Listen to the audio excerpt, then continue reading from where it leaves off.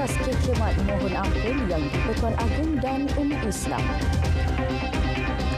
Jemaah Menteri diarah turun padang, tinjau harga dan bekalan barang keperluan. Assalamualaikum dan salam Malaysia Madani. Yang di-Pertuan Agong Sultan Ibrahim berkenan menerima mengadap pengasas kumpulan KK Supermart, Datuk Seri Dr. Chai Kee Kan. Dalam sesi mengadap selama 15 minit itu, Datuk Seri Dr. Chai memohon ampun dan maaf kepada Seri Paduka Baginda serta seluruh umat Islam di negara ini berhubung isu stoking tertera kalimah Allah. Sultan Ibrahim menitahkan agar semua pihak termasuk Kekemat lebih berhati-hati terhadap produk yang dijual khususnya barangan import bagi mengelak isu sama berulang. Baginda juga mengingatkan agar tidak ada lagi pihak mengambil kesempatan atas isu berkenaan termasuk menghasut rakyat. Semua pihak titah baginda perlu lebih bertanggungjawab. Semua jemaah menteri diarah turun padang meninjau isu harga dan bekalan barang keperluan di pasaran. Arahan itu dikeluarkan Perdana Menteri Datuk Seri Anwar Ibrahim dalam mesyuarat Kabinet hari ini. Dan dalam mesyuarat hari ini, perkara yang telah ditegaskan oleh Yang Amat Berhormat Perdana Menteri adalah supaya menteri-menteri meluangkan lebih banyak masa untuk turun padang melihat sendiri keadaan termasuk dalam isu berkaitan sama ada harga barang ataupun kuantiti barang-barang yang ada di pasaran. Ini adalah susulan kepada maklum balas yang diterima oleh Yang Amat Berhormat Perdana Menteri di siri program yang telah beliau hadiri. Dan penekanan ini juga diberi sebelum kita sambut Aidilfitri. Beliau berkata demikian dalam sidang media selepas mesyuarat Kabinet di Putrajaya. Kabinet turut memutuskan untuk menempatkan semula unit transformasi masyarakat Indah Mitra di bawah Jabatan Perdana Menteri. Telah diputuskan dalam mesyuarat hari ini dan mengenai penguatkuasaan bilakah ia akan dipindahkan, kita boleh rujuk dengan pihak mitra nanti kelak akan keluar kenyataan yang lebih menyeluruh. Jadi ini telah diputuskan bersama oleh Menteri Perpaduan dan juga Yang Amat Berhormat Perdana Menteri dan dipersetujui bersama. Terdahulu, bekas pengerusi mitra Dato' R. Ramanan mencadangkan agar agensi tersebut kembali ditempatkan di bawah Jabatan Perdana Menteri. 164 individu ditahan serta 26,213 naskah Al-Quran dan bahan bacaan ayat suci Al-Quran bernilai 3.1 juta ringgit dirampas. Rampasan dibuat menerusi ops mulia yang dijalankan di seluruh negara sepanjang bulan lalu. Setiausaha Bahagian Penguatkuasaan dan Kawalan Kementerian Dalam Negeri Nik Yusami Yusof berkata, dalam operasi itu sebanyak 1,082 premis diperiksa. Kesemua yang ditahan merupakan warga tempatan berusia 30 hingga 50 tahun kerana melanggar Akta Percetakan Teks Al-Quran 1986 pindaan 2023. Dia ialah penjual, nak mengedar, dia nak membungkus, dia nak menjilid. Dia nak menjilid Quran. Yang dia ni tidak ada, macam menjilid ni, dia tak ada pun lesen yang membolehkan dia menjilid. Itu juga satu kesalahan di bawah akta. Jadi pelbagai pihak ni, pelbagai aktiviti, bukan terhadap penjual sahaja. Pelbagai pihak yang terlibat pada kali ini. Sebuah syarikat percetakan di Seri Kembangan Selangor turut dikesan melakukan kerja menjilid Al-Quran tanpa kebenaran. Selain membenarkan, ia dilakukan oleh bukan Islam. Tindakan sedang diambil terhadap syarikat berkenaan dan siasatan masih dijalankan. KDN komited memastikan hanya teks Al-Quran yang sahih dalam pelbagai bentuk berada dalam komuniti. Sehingga kini terdapat 965 jenis terbitan Al-Quran yang diluluskan KDN, sama ada untuk dijual, dimiliki ataupun diedar. Pusat Permata Kurnia bakal diperluas ke seluruh negara. Usaha itu bagi memastikan lebih ramai kanak-kanak autisma menerima intervensi dan pendidikan awal sekaligus memenuhi peningkatan permintaan ibu bapa untuk mendapatkan bimbingan dalam mengurus kanak-kanak autisma. Jelas Timbalan Menteri Pendidikan Woh Kah Woh, pihaknya kini telah mengenal pasti lokasi bagi pembinaan pusat tersebut.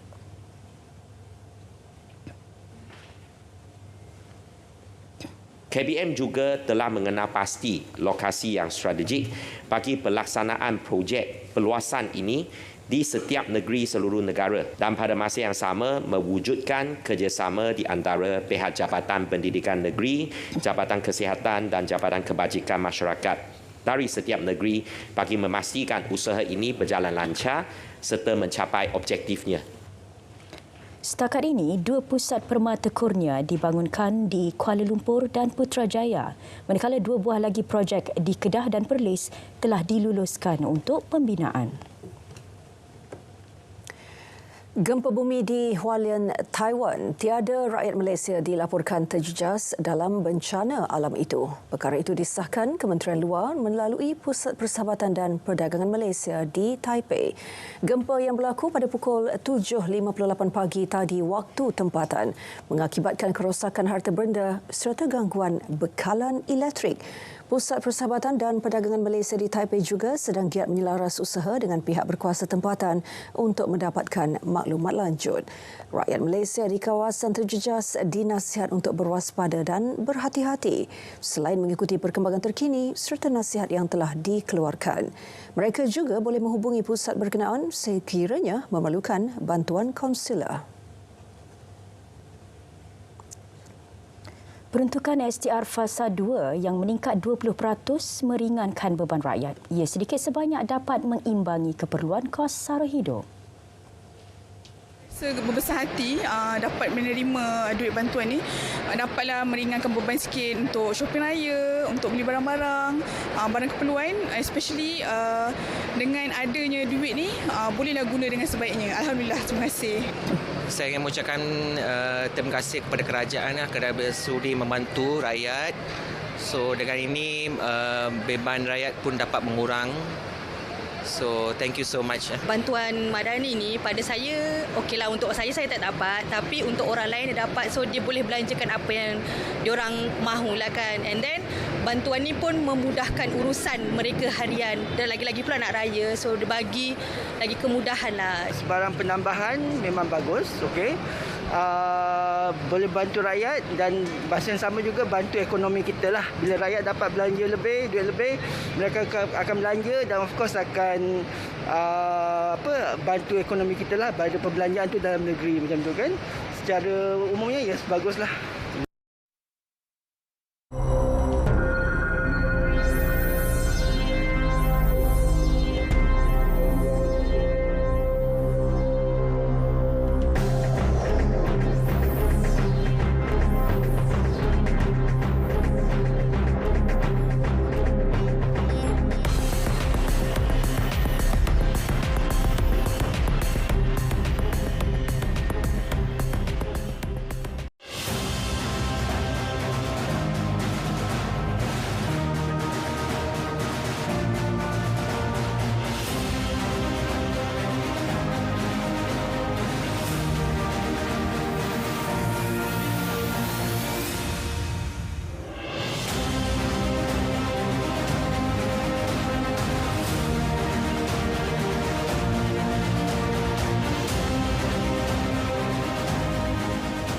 Suruhanjaya Integriti Agensi Penguatkuasaan mengendali aduan orang ramai dan menjalankan siasatan mengenai salah laku pegawai penguatkuasa dan agensi penguatkuasaan dengan tegas, telus dan efisien. Sila layari www.eaic.gov.my.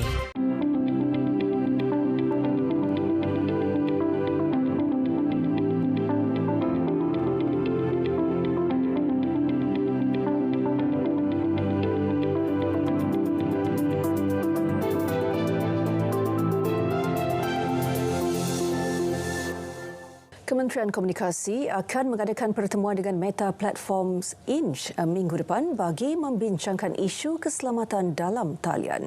Menterinya Fahmi Fadil berkata pertemuan tersebut akan membincangkan perkara berkaitan penyalahgunaan platform media sosial dalam menyebarkan maklumat palsu.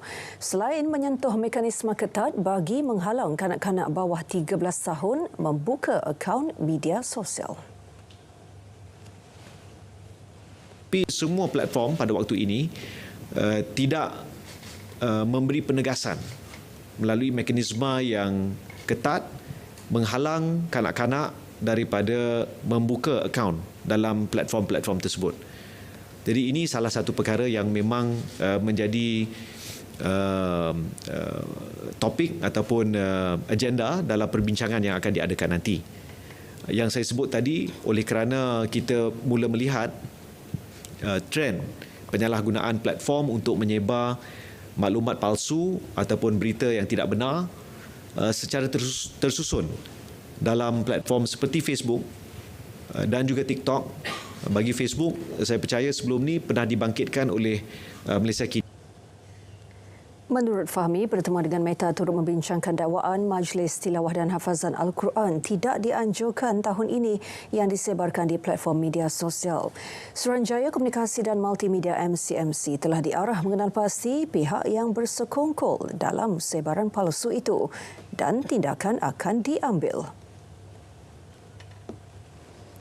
Dakwaan kononnya pertandingan tilawah Al-Quran tidak dianjurkan di Malaysia pada tahun ini tidak benar. Tegas Timbalan Menteri di Jabatan Perdana Menteri Hal Ehwal Agama Dr. Zulkifli Hassan, JAKIM telah menetapkan Majlis Tilawah dan Hafazan Al-Quran peringkat kebangsaan diadakan pada 23 hingga 28 Mei ini di Kuantan, Pahang. Manakala Majlis Tilawah dan Hafazan Al-Quran peringkat antarabangsa pada 5 hingga 12 Oktober depan, justru beliau menasihatkan orang ramai untuk bersama-sama menyimak kebenaran fakta sebelum disebarkan di media sosial.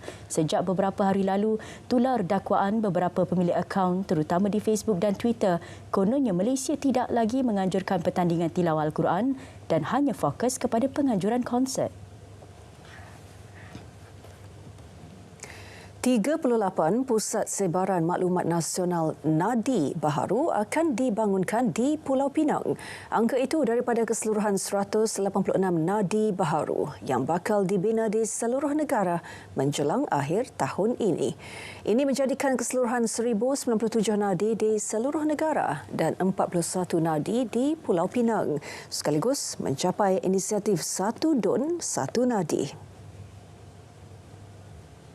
Usaha ini akan membantu lebih ramai rakyat di Pulau Pinang untuk memanfaatkan liputan internet dan menggalakkan mereka untuk turut serta dalam aktiviti memperkasakan sosial ekonomi selaras dengan konsep Malaysia Madani.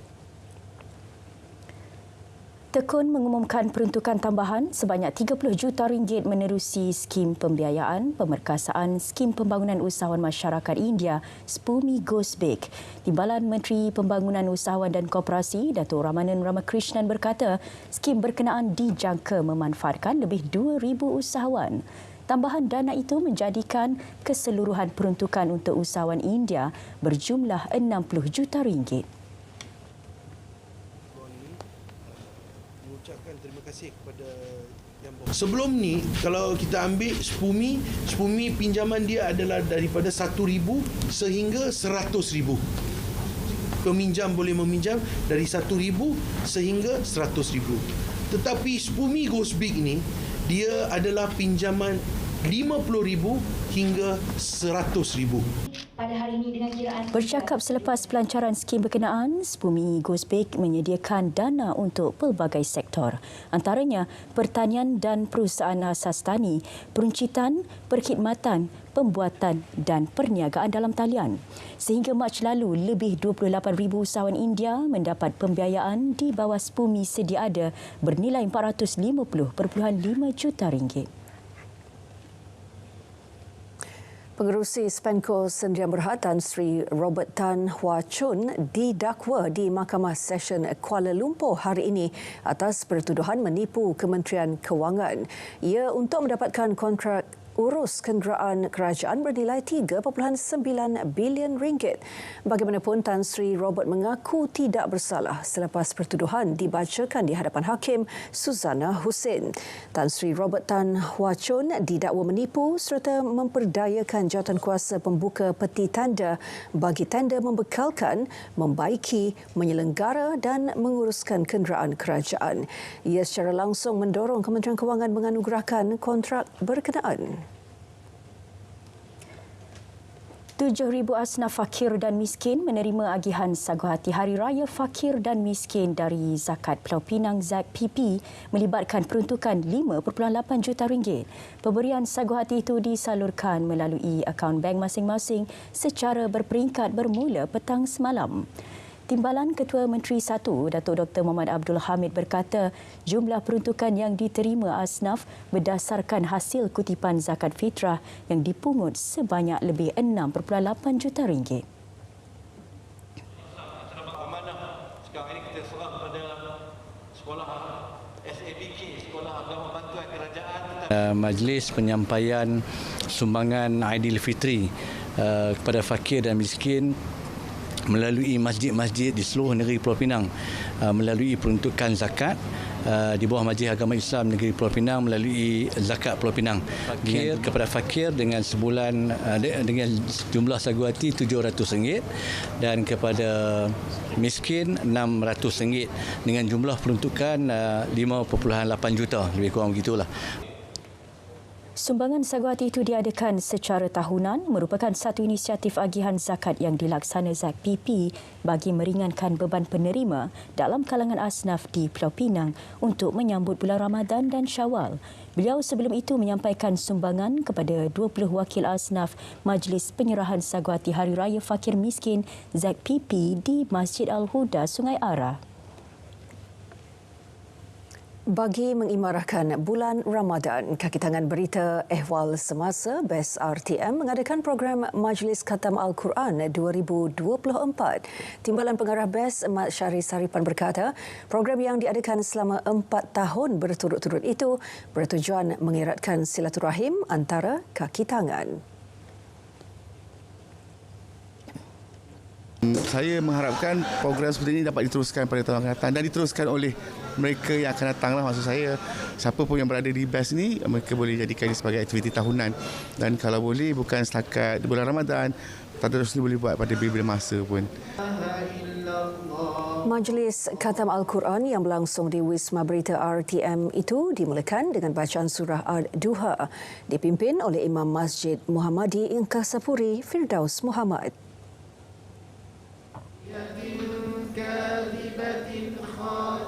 Saya dapat lihat, dapat dipupukkan yang pertamanya silaturahim sesama kita. Alhamdulillah, sesibuk mana pun kita, walaupun kita wartawan, pemberita dan sebagainya, kita mampu juga di dalam bulan Ramadan ini dapat menghabiskan Al-Quranul Karim ini. Bank Islam selaku penaja utama majlis turut menyumbang sebanyak 300 pek makanan set iftar untuk peserta dan pengurusan bahagian BES RTM. Sumbangan juga merupakan program tahunan daripada pihak Bank Islam bagi mengeratkan lagi hubungan di samping dapat berkongsi rezeki. Kementerian Pembangunan Wanita, Keluarga dan Masyarakat turut sama menyantuni warga BES RTM dengan sumbangan pek makanan iftar. Sedara, seperti biasa setiap Rabu, kita ikuti harga petrol dan diesel mingguan berkuat kuasa tengah malam ini hingga 10 April 2024.